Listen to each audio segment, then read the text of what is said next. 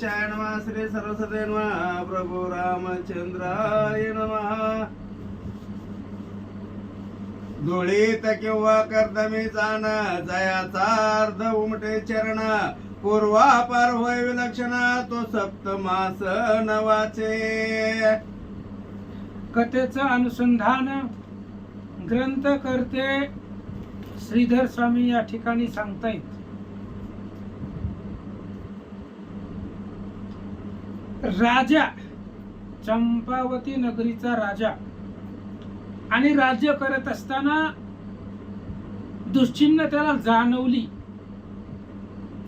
मग आपल्या जीवनामध्ये अशा प्रकारची दुश्चिन्ह काय यावीत म्हणून त्या राजानं गालिव नावाच्या ऋषीला जवळ बोलवलं. त्यांना विचारलं, महाराज म्हणले काय अडचण आहे, अशा प्रकारचं दुश्चिन्ह माझ्या जीवनामध्ये काय यावं. गालिव ऋषींनी दत्तात्रेयांचं ध्यान अंतःकरणामध्ये केलं आणि त्यांनी सांगितलं, राजा दत्तात्रेयांच्या कृपा आशीर्वादाने पूर्वी ऋषींनी सांगितलं होतं याला अरिष्ट अध्याय म्हणायचं. अचानक येणारं संकट कशामुळे येत असतं याच्यावरचा जो अध्याय कथा आहे ही माहिती ती गालिव ऋषी राजाला सांगतायत. ऐका. क्रोध काकात्वा कपोत काद्रवे अथवा उलुक स्पर्शे कपाळात्वा मस्तक तो नरसन्मास नवाचे पै. गालिव ऋषीनं सांगायला सुरुवात केली. ऐका. आपल्या पाठीमाग घुबड, कावळा, कपोत नावाचा पक्षी, सर्प, साप जर लागले असतील आणि त्यांनी कपाळावरती जर स्पर्श केला कुठल्याही पक्षाने, म्हणजे कावळा असेल, घुबड असेल, कपोत असेल किंवा साप, यांनी जर कपाळाला स्पर्श केला, कपाळावरती चावा घेतला, तर तो माणूस 6 महिन्याच्या आतमध्ये मरणार असं सांगतात. डोळे वर्षे किंवा काक पंक्ती पाठी लागून नरान सोडिती तो नर 5 मासांती मरेल ऐसे जाणावे. किंवा काही कावळे पाठीमाग लागतात बघा. आपण पाहतो आपल्या पाठीमागही कधी कधी कावळे लागतात आणि कावळा जर अखंड पाठीमाग लागला, त्याची पाठच सोडत नसेल, तर तो व्यक्ती 5 महिन्याच्या आतमध्ये मरणार अशी मरणाची लक्षणं गालिव ऋषी राजाला सांगू लागले. अभ्र नसता आकाशी जो पाहे विदुलतेसी 3 मासांतरे त्यासी मरण होय निर्धारे. समजा पाऊस नाही, वार कावदान नाही, आभाळ नाही आणि अशा वेळेला जर एखाद्यानं आकाशामध्ये वीज पाहिली, वीज जर त्याला दिसली, तर तो माणूस 3 महिन्याच्या आतमध्ये तो मरणार आहे अशी मरणाची लक्षणं महाराज सांगतात. जो निराब्री विदुलता दक्षिणेस पाहे तत्वता तो नर 2 मासात पावेल मरण जाणावे. आभाळ नसताना आकाशामध्ये जो वीज पाहिल ती माणूस 3 महिन्याच्या आतमध्ये मरणार आणि आभाळ नसताना, वारे कावदान नसता दक्षिण दिशेला ज्याला वीज दिसेल तो माणूस 2 महिन्याच्या आत मरणार असं सांगतात. जळा माझी इंद्रधनुष्य अकस्मात पाहे पुरुष त्याचे 1 मासाचे आयुष्य उरले ऐसे जाणावे. किंवा इंद्रधनुष्य आपण पाहतो, कुठं दिसतं ते इंद्रधनुष्य? आकाशामध्ये दिसतं. आणि जर एखाद्यानं पाण्यामध्ये इंद्रधनुष्य पाहिलं गेलं तर तो 1 महिन्याच्या आतमध्ये मरणार आहे. 1 महिन्यापेक्षा जास्त तो जगणार नाही. कोण? ज्याला पाण्यामध्ये इंद्रधनुष्य दिसलं तो 1 महिन्याच्या कालावधीमध्ये मरेल अशी मरणाची लक्षणं गालिव ऋषी राजाला सांगतात. कृती तैली जळी दर्पणी आशिर तनु देखे नैनी तो नर पक्षार्थ वाचुनी मरण पावे निर्धारे. एखाद्या व्यक्तीनं तुपामध्ये, तेलामध्ये, पाण्यामध्ये किंवा आरशामध्ये अशीर शरीर पाहिलं, म्हणजे आरशामध्ये, पाण्यामध्ये, तेलामध्ये, तुपामध्ये पाहत असताना जर त्याला आपलं मुंडकच दिसलं नाही तर तो माणूस पक्षार्ध म्हणजे 15 दिवसाच्या आतमध्ये तो मरणार आहे. अशी मरणाची लक्षणं महाराज सांगतात.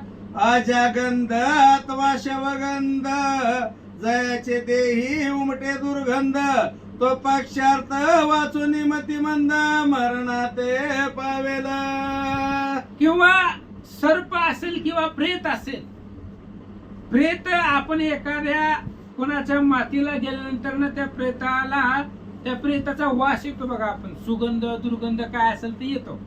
आणि तो जर दुर्गंध त्या व्यक्तीच्या शरीरापासून येत असेल तर तो माणूस 15 दिवसाच्या कालावधीमध्ये मरेल असं महाराज सांगतात. स्नान करिता वक्षस्थळ प्राशन करिता शेष जळ ज्याचे शुष्क होय तात्काळ तो नरवाचे 10 दिन.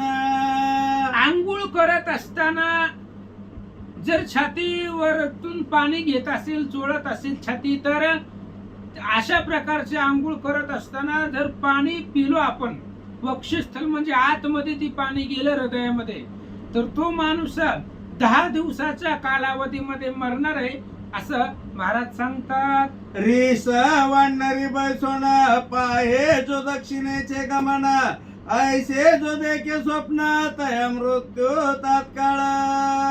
आता स्वप्न पण पाहतो ना आपण तर स्वप्नाचे तर लय प्रकार कोणाला काय कसे बी स्वप्न पडतात महाराज जाऊ द्या. पण इथं सांगितलं रेस असेल किंवा वानर असेल तो बसून झाडावरती बसून जर तो वानर रेस दक्षिण दिशेला पाहत असेल आणि असं ज्यानं स्वप्न पाहिलं असेल तर तो लगेच मरणार असं सांगतात. रक्त काशाय अंबर धरा हासत जात गातसे सुंदरा करी धरुणी दक्षिणे नरा नेतसे स्वप्नी तो नवाचे.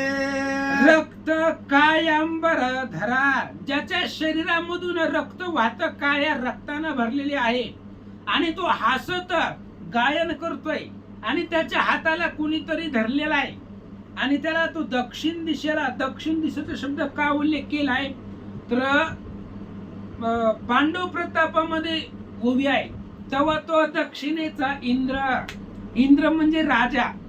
दक्षिण दिशा म्हणजे यमाची दिशा आहे आणि दक्षिण दिशेचं राज्य ही यमाकड असतं. म्हणून एखादा व्यक्ती काळ्या रक्तानं भरलेली असेल त्याला हाताला धरून जर दक्षिण दिशेला घेऊन जात असेल असं स्वप्न ज्यानं बघितलं तो लगेच मरेल असं सांगतात. नग्न वेडेसे हास्यवदन नाना परिचय करी भाषण स्वप्नी देखायचे विंदन तोही नर नवाचे. एखाद्या व्यक्तीला वेळ लागतं बघा काही करतो तो नग्न अवस्थेमध्ये हिंडणं वेड्यासारखं हसणं आणि असं जर स्वप्न आपण पाहिलं तर तो व्यक्ती तात्काळ म्हणजे लगेच मरेल. अशा प्रकारची मृत्यूची लक्षणं ह्याला अरिष्ट अध्याय म्हणायचं. आणि हा अध्याय गालिव ऋषी राजाला सांगतात. पादादी मस्तक पर्यंत पंका माझी बुडाला निश्चिंत स्वप्नी आपण असायची देखत तात्काळ मरण तयासी. एखाद्या नदीमध्ये पाण्यामध्ये पायापासून मस्तकापर्यंत तो बुडाला आहे. पंख म्हणजे किंवा नरकामध्ये गेल्यानंतर ते आहेत प्रकार त्याच्यामध्ये बुडालेला जो स्वप्नामध्ये पाहिल तो व्यक्ती लगेच मरणार आहे असं महाराज सांगतात. अग्नी केशाने अंगार त्यासही बक्षी कलेवर ऐसे स्वप्न जा दुर्धरा पाहता तो नर नवाचे. आणि मग एखाद्यानं पाहिलं स्वप्न की बाबा अग्नी केश आणि अंग शरीर त्याच्या सहित सगळं असणारं शरीर भक्षण करतय कोण अग्नी स्वतःच असं जो स्वप्न पाहतोय दुर्धर म्हणजे वाईट असं स्वप्न ज्यानं पाहिलेलं आहे तो व्यक्ती तात्काळ म्हणजे लगेच मरण पावेल असं महाराज सांगतात. कराळ विकटास्य कृष्ण ऐसे पुरुष मारिती शस्त्रे करुण तैसेची स्वप्नी मारिती पाषाण तोही नर नवाचे. आणि नरकाला गेल्यानंतर ना तिथं यमाचे दूत मारिती त्वरिती निष्ठुर त्यांच्यापाशी कुठल्याही प्रकारची दया नसते. मग ती व्यक्ती कशी असतात, यमदूत कसे असतात, शिक्षा करणारे अकराळ विक्राळ विकट कृष्ण वर्ण म्हणजे काळे काळे भंगार दिसणारे ते दूत असतात. असे पुरुष शस्त्रानं आपल्याला मारतायत, दगड फेकून मारतायत आपल्याला, असं जो स्वप्नामध्ये पाहिल तो लगेच मरेल असं महाराज सांगतात. पर नेत्रीचे बुबुळी शरीर जयासी नव्हे गोचर, जागृती ऐसे पाहे नर तो मरण पावे निश्चय. दुसऱ्याच्या डोळ्यामधलं बुबुळ आपल्या डोळ्यानं शेजारच्या माणसाच्या डोळ्यातलं बुबुळ ज्याला दिसत नाही तो माणूस लगेच मरेल अशी मरणाची लक्षणं ऋषी महाराज सांगू लागले. आपुले कर्ण हस्ते जाकून तो कर्ण घोष नायके जाण, मस्तकी फुका पडती पूर्ण पंचम दिनी तो मरे. आता महाराजांनी ग्रंथकर्त्यांनी सांगितलं आपले कान झाकायचं. आपले कान झाकल्यावर जर आपल्याला बाहेरचं ऐकायला येत नसेल तर तो माणूस 5 दिवसाच्या आतमध्ये मरणार. हे मरणाची लक्षणे आहेत महाराज. आपण आपले कान झाकले तरी सुद्धा आपल्याला बाहेरचं ऐकू येतं. करून बघा. आपण आपले कान झाकलेले असताना जर आपल्याला बाहेरचं काही ऐकू आलं नाही तर तो व्यक्ती 5 दिवसाच्या आतमध्ये मरेल. किंवा मस्तकावरून उवा खाली पडल्या तोही माणूस 5 दिवसाच्या आतमध्ये मरेल अशी मरणाची लक्षणं महाराज सांगतात. जो देव वृंदाचे न करी पूजन, गुरु निंदा करीत पूर्ण, माता पित्याचा करी अपमान, करीचा माताचा सत्कार. जो देव वृंदाचे पूजन करत नाही, गुरुची निंदा करतो, आई वडिलाचा अपमान करतो आणि जावयाचा सत्कार करतो तो योगी ज्ञानी आणि पंडित जे वडील पूज्य समर्थ, इतुकियांचा अपमान करी निश्चिंत, तो नर अल्पायुषी जाणीजे. योगी ज्ञानी पंडित जे पूज्यमान आहेत, वडिला समान आपल्यापेक्षा वयोवृद्ध आहेत, अशांचा जो अपमान करतो तो अल्प आयुष्य आहे, कमी आयुष्याचा आहे असं श्रीधर स्वामी सांगू लागले. जोन रूपाश्रय करुण भंगीत देव विप्रसदन, जो सुखासनी करीत ध्यान, तयाशी विघ्न जे करीती. जे राजाच्या आश्रयामध्ये असताना देव विप्राचं सदन मोडतात, देवाचे मंदिर तोडतात, ब्राह्मण लोकांची घरं मोडतात आणि सुखासनावरती राज्य करतात, अशा प्रकारचा जो राजा आहे तोही अल्प आयुष्य आहे असं सांगतात. ज्ञानवंता करीत विघ्न, योगियांचे करीती विधारण, द्विजांचे करीती उत्थापन, त्याची जाणावे अल्पायुषी. अल्प आयुष्य सांगितलेलं आहे. कुणाला म्हणतात मी शिव भक्त मोठा, मनोनिंदी नीलकंठा, तापसी देखोनी करी चेष्टा, त्यासी अधपत न सुटेना. तसं सांगितलंय. ज्ञानवंताला जो विघ्न करतो, योगी याचं जो विदारण करतो, विदारण म्हणजे त्याचा शब्द ऐकत नाही, ब्राह्मणाचं उत्थापन, त्यांचं बोलणं जो ऐकत नाही, अशा प्रकारचा व्यक्ती अल्प आयुष्य आहे असं सांगतात. ऐसे जाणून दुश्चिन्ह नरे व्हावे सावधान, वेगे करावे आत्मचिंतन, वैराग्य करुनिया. गालीवर ऋषी राजाला सांगतायत, राजा ऐसे जाणून दुश्चिन्ह. आतापर्यंत काय तुला 10, 15, 20, 25 वयाची सांगितलं. 1 वर्षाच्या कालावधीपासून लगेच तात्काळ पर्यंत मरण तुला मी सगळं सांगितलं. काय केल्यावर किती दिवसांनी मरतं, कसं मरतं, ही सगळी दुश्चिन्ह मी तुला सांगितली. मग अशी दुश्चिन्ह जर घडायला लागली तर माणसानं सावध व्हावं. आणि सावध होऊन काय करायचं? भगवंताचं स्मरण करायचं, भजन करायचं. उठा जागे व्हा रे आता, स्मरण करा पंढरीनाथा. भावे ठेवून हा, पुढं. आणि अशा पद्धतीने म्हणून मग काय करायचं त्यानं वैराग्यानं आत्मचिंतन म्हणजे काय, भगवंताचं भजन करायचं, स्मरण करायचं असं महाराज सांगतात. निसंग निराहार जित क्रोध जितेंद्रिय आणि चित्त शुद्ध विषय त्यागी आत्मबोध साधन चतुष्ट करुणिया. आणि त्या व्यक्तीनं निसंग राहायचं, निराहार राहायचं, क्रोधाला जिंकायचं, जितेंद्रिय म्हणजे इंद्रियावरती विजय मिळवायचा, चित्त शुद्ध करायचं, विषयाचा त्याग करायचा, आत्मबोध स्वतःला करवून घ्यायचा. अशा प्रकारची चतुष्टय साधन, 4 प्रकारची साधनं करायची. त्यामुळे दुश्चिन्ह टळली जातात असं महाराज सांगतात. चित्त करावे तदाकार जैसे जळी सैंधव टाकी ती सत्वर ते समरसे एकाकार ऐसे ऐके करी ब्रह्मी. आणि चित्त तदाकार करायचं म्हणजे चित्त जे आहे ते भगवंताच्या नामामध्ये तल्लीन विलीन होऊन द्यायचं. त्यानं काय होतं, पाण्यामध्ये मीठ टाकल्यानंतर ना ते पाणी मीठ पाण्यामध्ये विरघळून जातं आणि काही कालावधीमध्ये मीठ पाण्यातून बाहेर काढता येत नाही. ते तदाकार होतं, एकाकार होतं. तशा पद्धतीने आपलं चित्त भगवंताच्या नामावरती विलीन राहिलं, तल्लीन राहिलं तर आपणही ब्रह्म होतो असं सांगतात.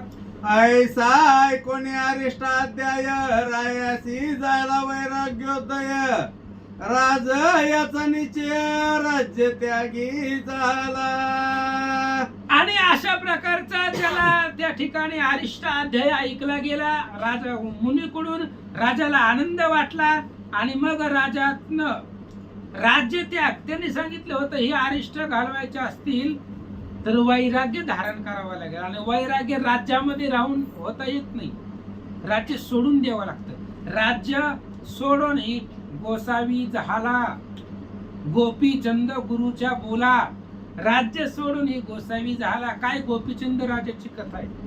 जालिंदर नाथाच्या बोलण्यावरती राज्याचा त्याग केला आणि बहिणीच्या गावाला जाऊन भीक मागू लागला. तो राजा आहे पण त्यानं सगळ्या विषयाचा त्याग केला. तसं याही राजाला वाटलं आता आपणही विषयाचा त्याग करावा, राज्याचा त्याग करावा. म्हणून ऋषीला काय म्हणतो, मग म्हणे गालाव मुनीसी मी आता न करी राज्यासी शीघ्र जाऊन तपासी आत्महित साधीन. आणि चंपावती नगरीचा तो राजा आहे. त्या राजाने सांगितलं, महाराज मला आता राज्यच करायचं नको, मी आता काय करणार, संन्यास घेतो, तपाला जातो आणि तुम्ही सांगितल्या पद्धतीने आत्महित स्वतःच हित साध्य करून घेतो असं तो बोलू लागला. तरी धनी करोनी राज्यासी मग गमन करीन तपासी ऋषी म्हणे ऐकणी शेसी चंद्रहास करी जामात. आणि त्या राजाने सांगितलं, ह्या राज्याला धनी म्हणजे मालक, राज्य कुणाच्या तरी हातामध्ये देतो, कोणाला तरी राजगादी सांभाळायला देतो आणि मी आपल्या वनामध्ये जाऊन तपश्चर्या करत बसतो. गालव ऋषींनी सांगितलं, चंद्रहास्य राजाला जावई कर, तुला मुलगा नाही पण एक मुलगी आहे चंपावती नावाची आणि ती तुझी मुलगी चंद्रहास्याला दे. आणि त्या चंद्रहास्य बघा 3 वर्षाचा असताना त्याचे आई वडील वारले, दासीनं सांभाळलं गेलं त्याला. म्हणजे ज्याच्यावरती भगवंताची कृपा आहे त्याला कोणीही मारू शकत नाही. ज्याच्या ठाई श्रीराम भक्ती त्यासी भय नाही कल्पांती यम काळ उभे कापती पाया लागती महाविघ्ने. ह्या चंद्रहास्यावरती भगवंताची कृपा आहे म्हणून ह्याला स्वतःचा जावई बनव आणि राज्य कारभार त्याला दे असं महाराज ऋषी सांगू लागले. तयासी आपुली कन्या देऊन मग तू तपासी करी गमन राये मान्य करून वचन मदना लागी पाचारिले. आणि राजानं त्या ऋषीनं सांगितलं आपली मुलगी जी आहे ती असणारी मुलगी चंद्रहास्याला दे, त्याला जावई कर आणि तू तुझ्या तपाला निघून जा. त्यावेळेस त्या राजाचा प्रधान दुष्ट बुद्धी आहे. काय जसं नाव आहे तसं त्याचं वागणं कर्तव्य आहे. आता मी एक आज आलोय कथा सांगायला, पण तुम्ही 5 ते 6 दिवस झालं हे चंद्रहास्याचं आख्यान ऐकत आहो. मला वाटतंय 50व्या अध्यायापाशी सुरू झालेलं हे चरित्र आहे चंद्रहास्याचं. तो कसा लहानाचा मोठा झाला, कसं त्याचं पुढचं जीवन चरित्र वाढत, त्या दुष्टबुद्धीनं त्याला मारण्याचे किती प्रयत्न केले आपण सगळं पाहिलेलं आहे. विष दे म्हणून पत्रामध्ये लिहिलं होतं, पण त्याचीच मुलगी विषया, त्या विषयाला ती आवडल्यामुळं फक्त 20च्या पुढे या अक्षर जोडलं गेलं आणि मग त्याचं लग्न त्या विषयाबरोबर लागलं गेलं. असो ही सगळी कथा झालेली आहे, तुम्हाला माहिती आहे.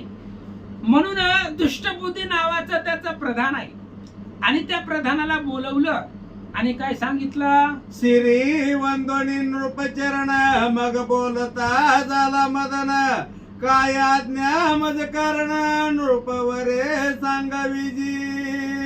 मदन आला. मदन कोण आहे? या दुष्ट बुद्धीचा पोरगा आहे.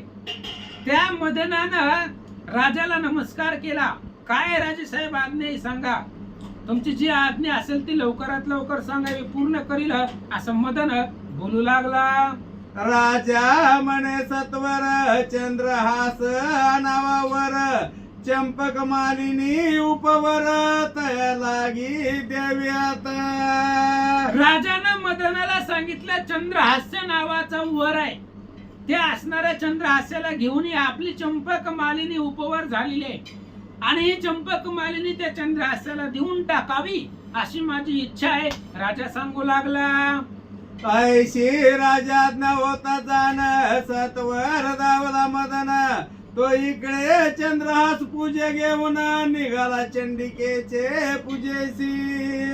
आणि अशा प्रकारची आज्ञा होत असताना लगेच मदन निघाला. पण इकडं त्या दुष्ट बुद्धीनं चंद्रहास्याला सांगितलं होतं, महाराज आपला कुळधर्म आहे, कुळधर्म परिपूर्णता करा. काय? लग्नाच्या आधी अंबिका पूजन. ही कुळधर्म कृष्णाच्याही घरी, रुक्मिणीच्याही घरी होता. आपण ऐकलेलं आहे रुक्मिणी स्वयंवरामध्ये, हरिविजय मध्ये सुंदर कथा आहे. देवी भगवतीची पूजा करणं हे कुलधर्म आहे. दुष्ट बुद्धीनं त्या असणाऱ्या चंद्रहास्याला सांगितलं होतं अगोदर.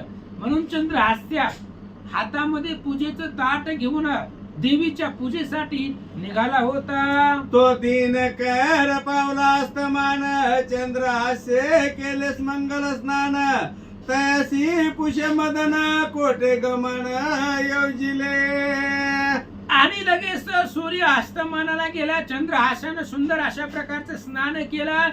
मदनजी तिथे आले. मदनाने विचारलं, महाराज कुठं निघाला हो? त्यावेळेस चंद्रहास्य काय सांगतात, तेने समूळ स्वसुरवचन सांगितले मदना कारण, कुळ धर्म तुमचा जाण मज लागी निवेदिला. दुष्ट बुद्धीनं सांगितलेलं होतं देवीची पूजा करा. चंद्रहास्यानं मदनाला सांगितलं तुमचा नियम आहे. आता दुष्ट बुद्धी ह्याचा बाप आहे मदनाचा. चंद्रहास्यानं सांगितलं तुमच्या वडिलांनी सांगितलेलं आहे की जावा आणि देवीची पूजा करा, म्हणून निघालो असं बोलू लागला. ये रो म्हणे नृप कुंतलेश उत्कंठित तुमच्या दर्शनास, म्हणे शीघ्र चंद्रहास्यास विष्णू भक्त धर्मिष्ठ जो. त्यावेळेस मदनानं सांगितलं चंद्रहास्याला, महाराज म्हणले तुम्ही ती देवीची पूजा कॅन्सल करा, ते महत्वाचं नाही. कुंतलपुरीचा राजा कुंतलेश तुमची वाट पाहतोय. तुम्ही धर्मिष्ठ आहात, विष्णू भक्त आहात. तुम्हाला भेटण्याची इच्छा त्या राजाची आहे, म्हणून आताच्या आता राजाच्या भेटीला चला असं मदन चंद्रहास्याला सांगू लागला. तुम्ही घ्यावे राजदर्शन, मी करावया जातो चंडिका पूजन, काही न करावा हनुमान सत्वर्गमन करावे. मदनानं सांगितलं आमच्या घराचा कुळधर्म आहे देवीची पूजा करावी. मी जातो देवीची पूजा करायला. आता ह्या दुष्टबुद्धीनं त्या देवीच्या मंदिरामध्ये मारेकऱ्यांना सांगितलेलं होतं, जे पहिला येईल त्याला मारून टाकायचं, कुणी बी असू द्या. ह्याला माहिती होतं चंद्र असेच येणार आहे त्या देवीच्या मंदिरामध्ये, दुसरं कोण जाणार आहे. पण नियतीचा बदल आहे महाराज. ही मदनाने सांगितलं चंद्रहास्याला, तुम्ही जावा, राजानं बोलवलंय तुम्हाला, देवीच्या पूजेला मी जातो. काय तुम्ही केली काय मी केली काय एकच आहे, म्हणून मी पूजेचं ताट घेऊन देवीच्या मंदिरामध्ये जातो, तुम्ही जावा राजाला भेटायला, असं मदनानं सांगितलं. आणि ती ताट घेतलं आणि मदन देवीच्या पूजेला निघाला आणि चंद्रहास्य राजाच्या भेटीला निघाला. सोये आसवावरून उतरला, सतवर बैसविले तयाला, दिदले अमित श्रुत्याला, राजचिन्हित ते दवा. स्वतः घोड्यावरनं उतरला मदन, चंद्रहास्याला घोड्यावरती बसवलं, अनेक सेवक सोबतीला दिले आणि राजाकडे पाठवला.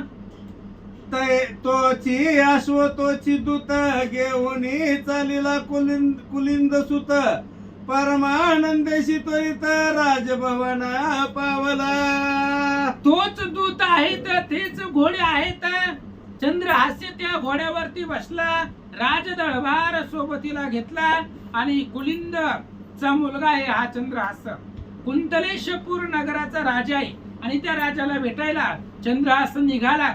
आता इकडं मदन ती पूजेचा पात्र घेऊन देवीच्या पूजेसाठी निघालेला आहे. त्याचं काय झालं ऐका. एरीकडे पूजा पात्र घेऊन चालीला प्रधान पुत्र, आती लागवितो कमलावर, नकळे चरित्र तयाचे. भगवंताचं चरित्र आहे महाराज, कोणालाही कळू देत नाही. देव आहे तो, चतुरा तो शिरोमणी. कृष्णाला माहिती होतं अभिमन्यू मरणारच आहे, म्हणून अर्जुनाचा रथ समसप्तकाकडे घेऊन गेला. कृष्णाला माहित आहे मरण कोणाचंही चुकवता येत नाही, चुकवायचं नाही, म्हणून कृष्णाने अर्जुनाला समसप्तकाकडे घेऊन गेला आणि इकडे अभिमन्यू मेला. अभिमन्यूचा मामा कृष्ण आहे, जो सृष्टी एका क्षणामध्ये तोडून मोडणार अशी ज्याची ताकद, तो कृष्ण जवळ होता. स्वर्गामध्ये जाऊन इंद्राला जिंकलेला बाप जवळ होता, तरी अभिमन्यूचं मरण चुकलं नाही. अघटित घडवणारा तो भगवंत आहे. आणि इकडं प्रधानाचा मुलगा ही मदन पूजेचं पात्र घेऊन देवीच्या मंदिरामध्ये निघालेला आहे. देवीच्या मंदिरामध्ये मारेकरी अंधाराचा फायदा घेऊन लपून बसलेले. दुष्टबुद्धीनं सांगितलेलं आहे, जो कोणी पहिल्यांदा येईल त्याला मारायचं. त्याला वाटलं होतं चंद्रहास्य येईल, पण नियती बदलली गेली आणि मदनाला नियतीनं पाठवलं. अशा प्रकारचं चरित्र घडवणारा भगवंत आहे. ऐका. अघटित घडवी कर्म चतुर, त्याचे नकळे ब्रह्मसूत्र, ज्याचा संकल्प सेतू पवित्र, भेदू न शके वीरांची. अघटित घडवणारा भगवान परमात्मा आहे. पुढे आपल्याला ऐकायला मिळेल महाराज, दुदुंबी नावाचा राक्षस आहे, सिंहध्वज नावाचा राक्षस आहे. आणि ते राक्षस कुणाच्याच हातून मरत नाही, त्याला मरणच नाही, पण नुकतं जन्मलेल्या बाळाच्या हातून तो मरतोय. तो बाळ फक्त गवताची काडी घेतोय, ते सिंहध्वजावरती सोडतोय. नुकतं जन्मलेल्या लेकराच्या हातून मरणारा तो असणारा राजा आहे. म्हणजे एवढ्या मोठ्या योद्ध्याच्या हातून मरत नाही. अघटित श्रीहरीची गती भगवंताची गती आहे, कोणालाही कळत नाही. आणि तो असणारा भगवान परमात्मा आहे, ज्यानं रचलेलं सूत्र ब्रह्मादिक देवाला मोडता येत नाही. अशा प्रकारचं भगवंताचं लाघवाई चरित्र आहे. आणि तो भगवान परमात्म्याने केलेलं चरित्र ऐका. तो रे जावणी चंद्रहास, पाहावे वंदिला कुंतलेश, तेने देखुनी हरिभक्तास आनंदला अंतरी. इकडं मदन देवीच्या मंदिराकडे निघालेला आहे. आता इकडं मदनाने सांगितल्यानुसार चंद्रहास्य असणाऱ्या राजाला भेटण्यासाठी गेला. राजाला समोर पाहिलं, भावयुक्त अंतकरणापासून राजाला नमस्कार केला. राजा म्हणे गालवास, विष्णू भक्त हा चंद्रहास, आजी ऐशिया सत्पात्रास, कन्यादान मी अर्पिना. राजानं गाल्यावर ऋषीला सांगितलं, महाराज हा विष्णू भक्त आहे, भगवंताचा भक्त आहे, आणि या भक्ताला मी माझी मुलगी या असणाऱ्या विष्णू भक्ताला, हरिभक्ताला कन्यादान याच्या बरोबर करतो. अशा प्रकारचा विचार राजा बोलू लागला. राजा म्हणे, ऋषी म्हणे, कुंतलेशा हेची प्रिय करी रमेशा, हा सुबुद्धी योग्य ईशा राज्यसभा करणे. गालावर ऋषीनं राजाला सांगितलं, राजा हीच भगवंताला आवडतं, सद्बुद्धी आहे तुझी, तुझी बुद्धी चांगली आहे, तुझं मनामधलं ध्येय चांगलं आहे. एका हरिभक्ताला, विष्णू भक्ताला तू तुझी मुलगी देतोय, आणि राज्य सांभाळण्यासाठी हा चंद्रहास प्रवीण आहे. पुढे पाहायला भेटेल आपल्याला 11 दिवसामध्ये पृथ्वी जिंकतोय हा राजा. म्हणजे एवढं सामर्थ्य असणाऱ्या चंद्रहास्याकडं. अशा प्रकारे ऋषी सांगू लागले. मग चंद्रहास पूजा करुणी समर्पिली चंपक मालिनी, सर्व राज्य दान देऊनी चतुरंग सैन्य दिदले. असं म्हणले. मग इकडं राजानं यथाविधियुक्त पद्धतीने चंद्रहास्याची पूजा केली, आणि आपली चंपक मालिनी नावाची मुलगी त्या चंद्रहास्याच्या हातामध्ये अर्पण केली. पाणीदान, पाणी ग्रहण म्हणतो त्याला. म्हणजे पाणी म्हणजेच हात हातामध्ये दिलं त्याला पाणी ग्रहण म्हणतात. आणि ही असणारा आपली मुलगी दान त्या असणाऱ्या चंद्रहास्याला दिल्यानंतर राजाने सगळं राज्यही त्या चंद्रहास्याच्या स्वाधीन केलं. आणि राजा स्वतः तपश्चर्या करण्यासाठी तपोवनामध्ये तो निघालेला आहे. इथपर्यंतची कथा झालेली आहे, आपण पाहिलेली आहे. आता पुढे राजा तपाला जाणार, आणि इकडं प्रधानाचा मुलगा मदन, तो मदन देवीच्या देवळामध्ये पूजेसाठी गेलेला आहे. आता त्या मदनाची अवस्था काय होते तो मरणार आहे, त्याचं मरण विधी लिखित आहे. पण शेवटी चंद्रहास आहे, तो विष्णू भक्त आहे. तो चंद्रहास भगवंताचा धावा करून त्याला जिवंत करेल. अशा प्रकारची कथा आहे. आपण आता पुढच्या प्रसंगामध्ये, उद्याच्या प्रसंगामध्ये ऐकू. पुंडलिक वरधारी विठ्ठल, श्री ज्ञानदेव तुकाराम.